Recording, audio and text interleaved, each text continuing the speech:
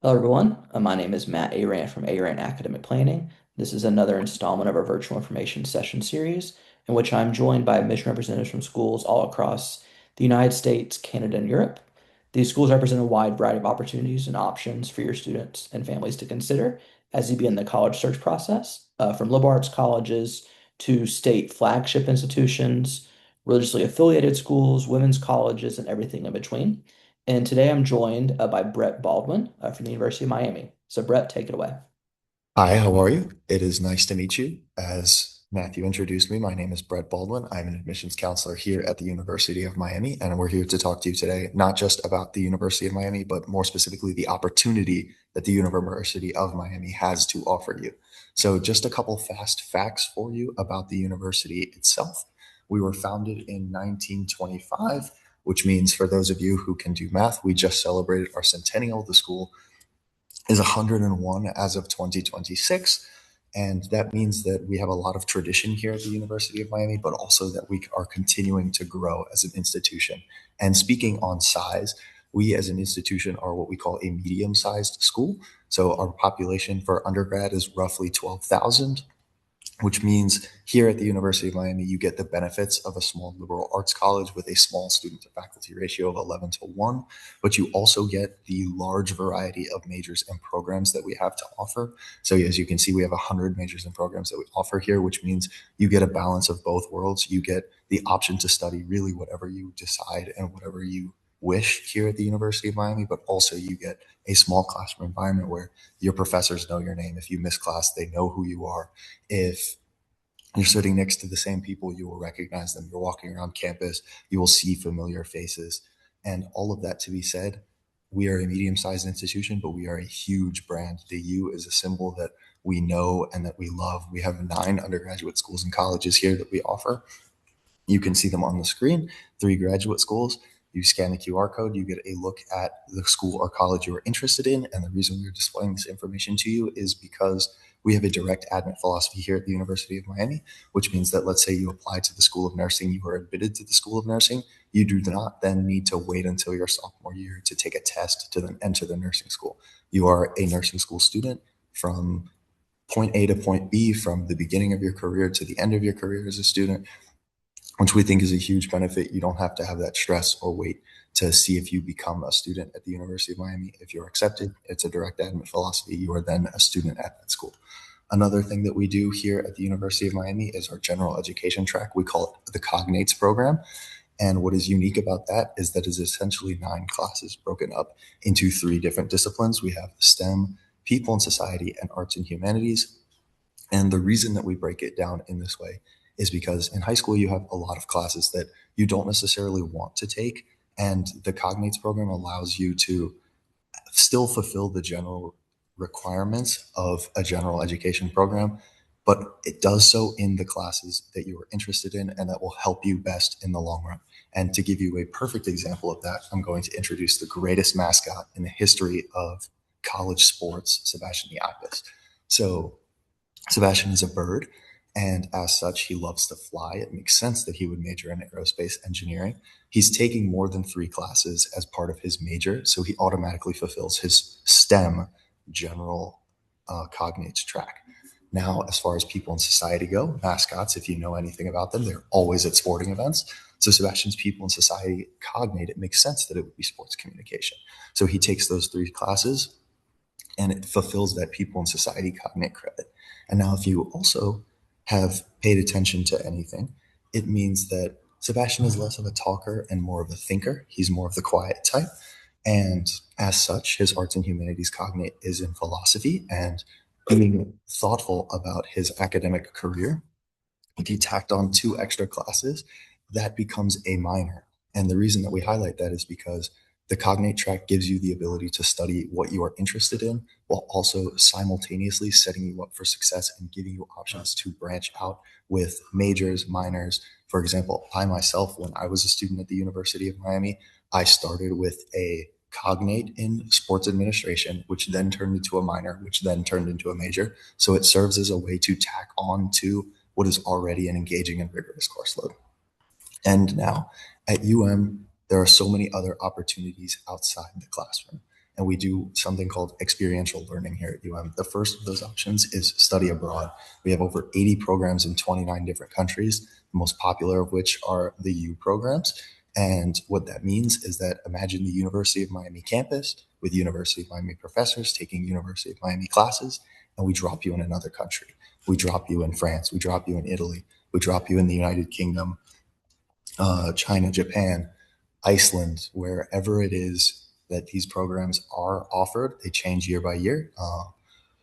You take your financial need, you take your professors, you take all of that with you to that new country. So that way it becomes not a burden. You don't miss anything. You're not behind on anything. And it's a huge opportunity for students. And if you decide that then you necessarily don't want to do a U program, you don't want a cohort, you want to blaze your own trail, our undergraduate office of study abroad, our study abroad office, they work with students to try to get them the program that they would like in the country that they would like with the institution that will give them the accredited hours for the courses that they're taking. So there are plenty of options for study abroad here at the University of Miami. And another way we do experiential learning is through research. We are a Division I school in sports. We are Division I or Tier 1 in research, which means, as you can see, we have over 90 centers and labs and almost $500 million in funding that is given to research every year. Your professors will be doing research.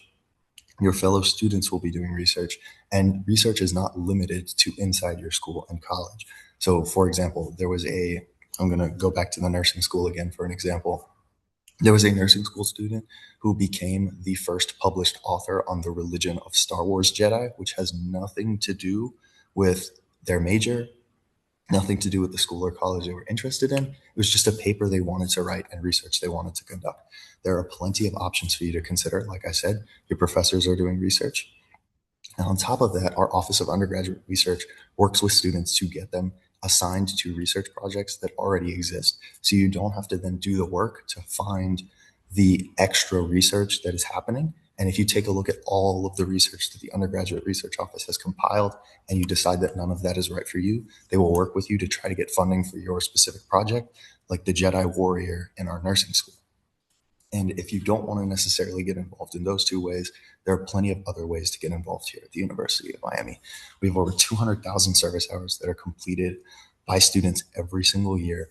So our students are definitely involved on campus. And we have over 300 clubs and organizations, and those range from social fraternities to pre-professional fraternities to religious and affinity-based groups to social clubs. UMTV, which is pictured on the screen there, has won multiple college Emmys. We have intramural sports, club sports, anything and everything that you could possibly imagine at the University of Miami, we have a club for. And if you don't find that club you're looking for at the end of your orientation week, which is when all of our clubs and organizations do tabling, you will then have the opportunity to create your own club with you and a group of friends. So we have a culture of involvement here at UM. There's nobody who wakes up, goes to class, goes home. And that is amazing. And another perk, a lot of these clubs give out free stuff at their meetings. The Skin Care Club definitely does. I know people who have used that to their great advantage. And another department on campus that loves to give away things for free is our athletics department. And the reason I say that is because all of our tickets to our athletics events, which are all on campus, happen for free. As a student, you receive those tickets. You can go to any basketball, any volleyball, any football, any tennis. We offer 18 varsity sports here at the University of Miami. We have a history of excellence in those programs, 21 NCAA Division I championships. Our divers are Olympians a lot of the times. Our women's tennis team just won the NCAA championship. Our football team just made a run to the Natty and have already won 5 of them.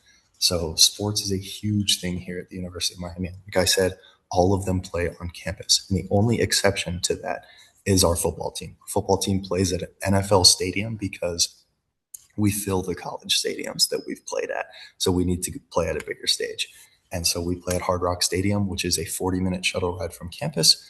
And shuttle start hours before the game and start leaving back to campus as early as halftime.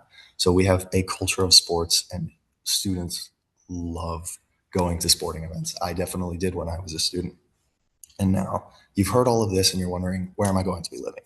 And the answer to that is Centennial Village. A lot of our freshmen are housed in Centennial Village. It is our brand new housing complex. If you scan that QR code, you will be able to check out all Centennial Village has to offer.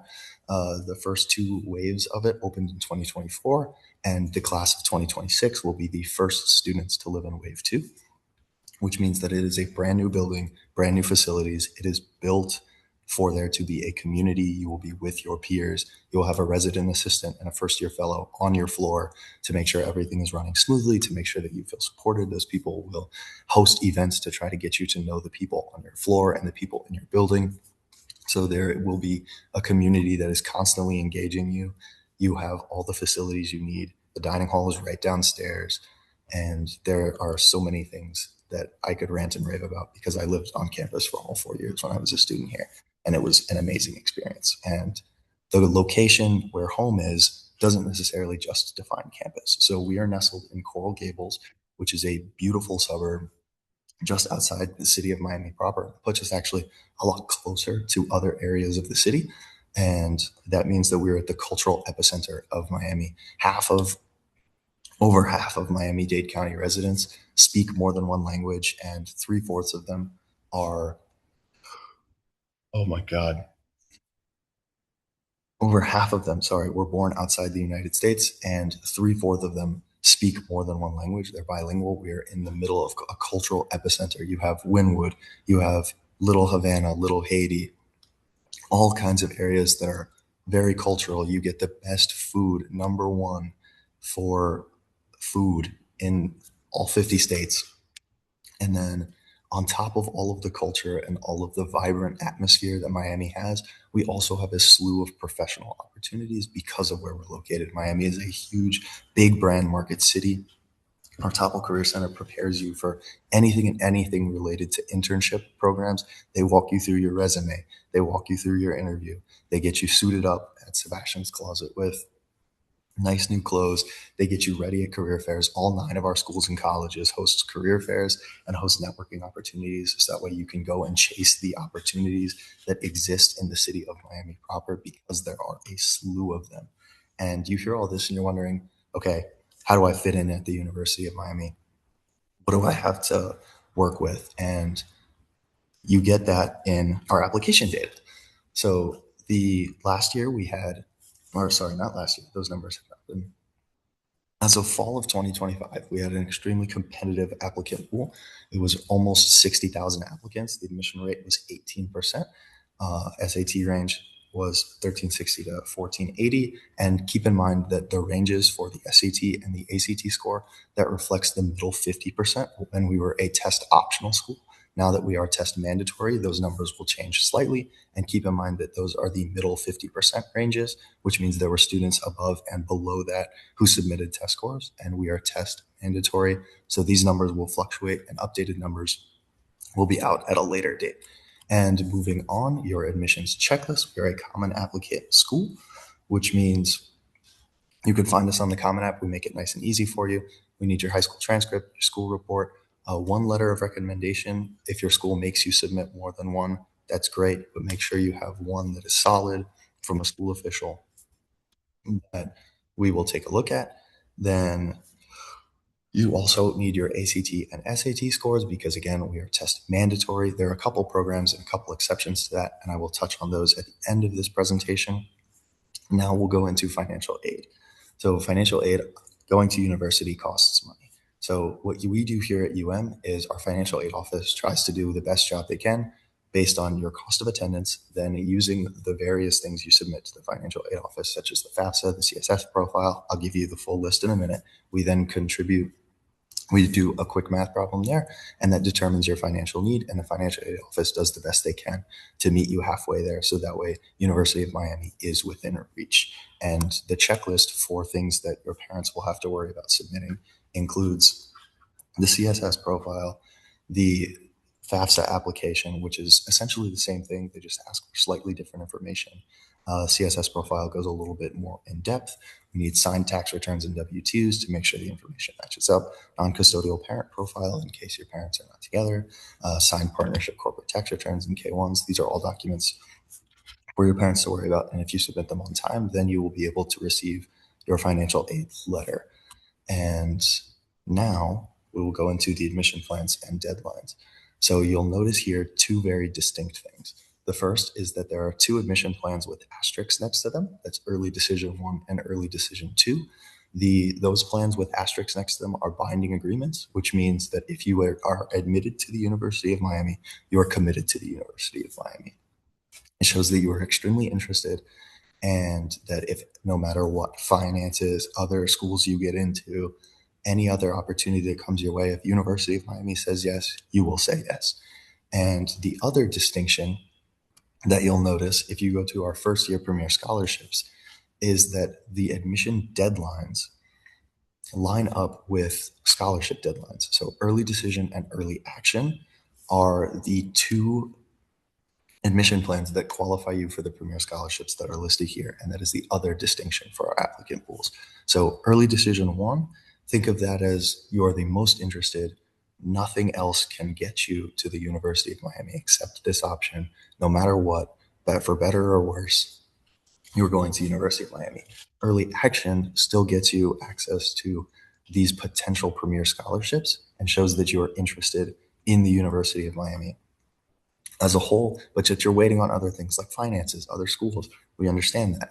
Early decision two is almost the same as early decision one, except you don't get the premier scholarship consideration. Maybe you need more time to get your documents together. That's okay. Then regular decision is our most competitive applicant pool. It is the biggest pool, and that is just tossing your hat into the ring to let us know that you're applying to the University of Miami. Now, as far as the supplemental materials that we mentioned, I said that some programs you did not have to submit an SAT score or,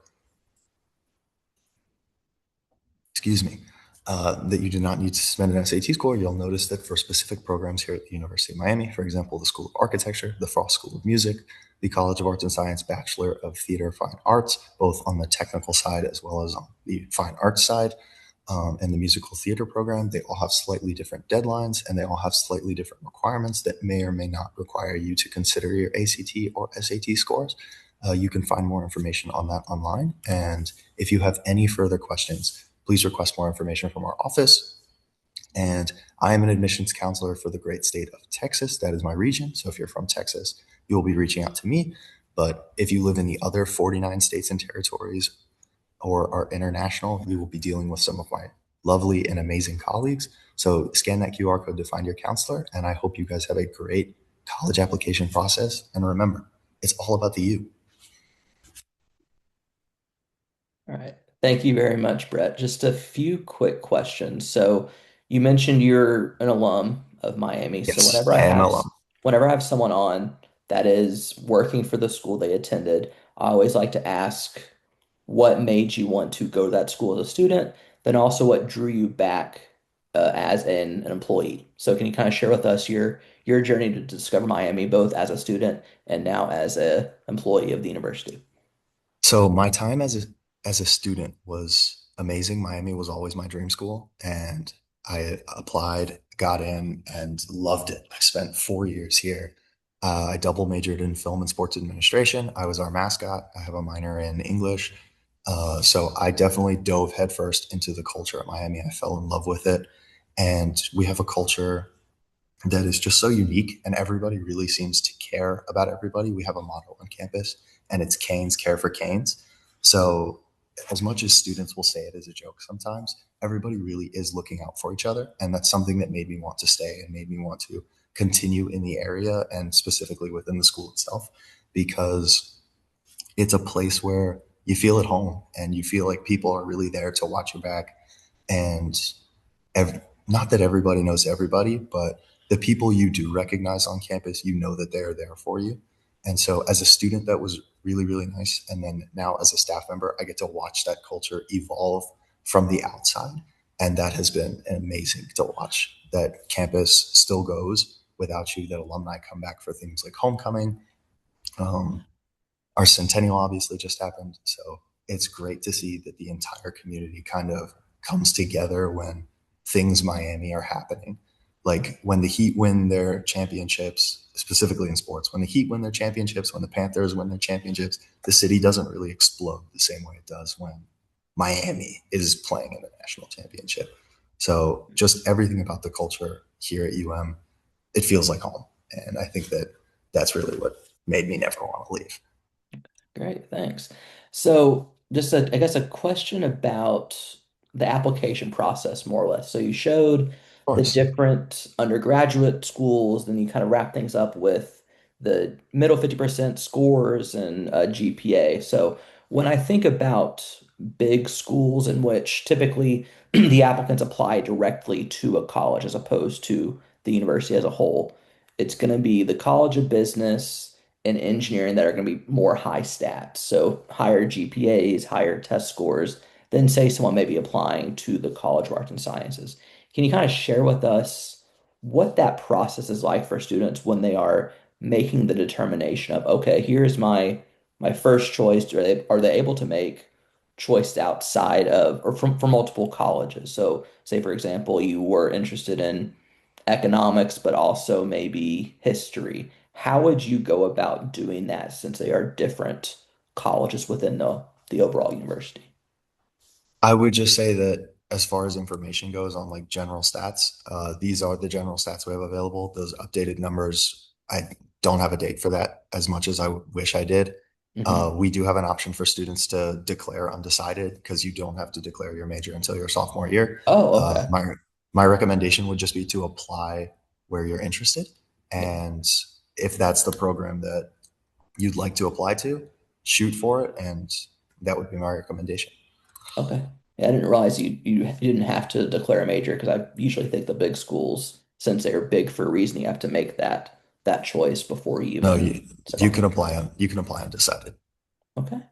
And then also, I'm trying to think. So you mentioned housing briefly in terms of, I guess, the surrounding area, right? So Coral Gables and rep in relation to Miami. So for those students that want to live off campus, what is that kind of process like? Does the university have specific agreements with whether it's apartment complexes close to campus, like how would that work for someone who likes to stay close, but they still want to have a little bit of independence by not being in a residence hall all 4 years as a student? Uh, so we have a staff member in the housing office who does off-campus relation and works with students. So as far as the specifics of that, I wish I could give you that information, Oh, but I quite frankly don't know the answer. And okay. even as an alum, I lived on campus all 4 years, Yeah. so I don't know much about living off campus. As far as location, at the very least, there are a lot of apartment complexes that are close to campus that I know that students live in just because Hmm. I had friends that lived there when I was a student. But Yeah. other than that, I couldn't give you the specifics.